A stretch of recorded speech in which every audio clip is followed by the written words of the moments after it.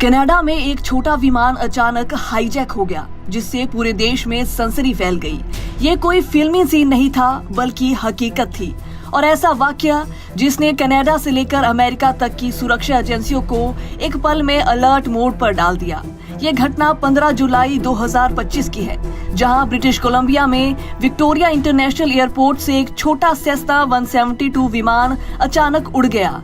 इस प्लेन को उड़ाने वाला कोई प्रोफेशनल पायलट नहीं था, बल्कि एक आम नागरिक शाहिर कासिम, जिसने एक फ्लाइट इंस्ट्रक्टर को धमकाकर प्लेन पर कब्जा किया और खुद उड़ान भर ली। कासिम ने दावा किया कि वे कोई आतंकवादी नहीं, बल्कि मैसेंजर ऑफ अल्लाह है। उसने कहा कि उसे खुदा ने भेजा है लोगों को क्लाइमेट चेंज और दुनिया में आने वाली तबाही की चेतावनी देने। उसने खुद को मसीहा कहा और उड़ान के दौरान किसी से फिरौती या मांग नहीं की। लेकिन उसकी बातों में कुछ ऐसा था जिसने सुरक्षा एजेंसियों को डरा दिया। जैसे ही ये प्लेन वैंकूवर इंटरनेशनल एयरपोर्ट की तरफ बढ़ने लगा और वहां की एयर स्पेस में पहुंचा, तो तुरंत नॉर्ड यानी north American aerospace defence command active हो गया। खतरे की आशंका को देखते हुए नॉर्ड ने अमेरिका से 2 F-15 फाइटर जेट्स भेजे, जो उस हाईजैक प्लेन का पीछा करने लगे। हालांकि कनाडा के पास भी F-18 जेट्स तैयार थे, लेकिन अमेरिका के जेट्स उस लोकेशन के ज्यादा करीब थे, इसलिए नॉर्ड ने तुरंत US जेट्स को एक्टिव किया। इस दौरान हाईजैक प्लेन वैंकूवर के आसमान में सिर्फ 500 फीट की ऊंचाई पर उड़ रहा था।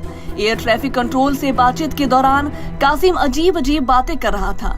किसी को समझ नहीं आ रहा था कि उसका मकसद क्या है। कहीं वो प्लेन को क्रैश करने वाला तो नहीं। लेकिन शुक्र है कि इससे पहले कोई हादसा होता, प्लेन को सेफली लैंड करवा लिया गया और तुरंत RCMP ने उसे गिरफ्तार कर लिया। अब कासिम पर टेररिज्म के तहत एयरक्राफ्ट हाईजैकिंग का मामला दर्ज किया गया है। पुलिस का कहना है कि ये एक आइडियोलॉजिकल एक्ट था, यानी विचारधारा से प्रेरित, भले ही इसमें कोई हथियार या हिंसा शामिल नहीं थी। इस घटना ने एक बार फिर दिखा दिया है कि कैसे आम दिखने वाला शख्स भी एयर स्पेस को खतरे में डाल सकता है। साथ ही इसने ये भी उजागर किया कि नॉर्ड की संयुक्त कनाडा अमेरिका सुरक्षा व्यवस्था कितनी तेज और प्रभावी है। फिलहाल राहत की बात यह है कि एक बड़ा हादसा टल गया, लेकिन इसने ये जरूर साबित कर दिया है कि अब खतरे सिर्फ बम या बंदूक तक सीमित नहीं रहे, बल्कि विचारधाराओं, भ्रम और अकेले उड़ते प्लेन से भी हो सकते हैं।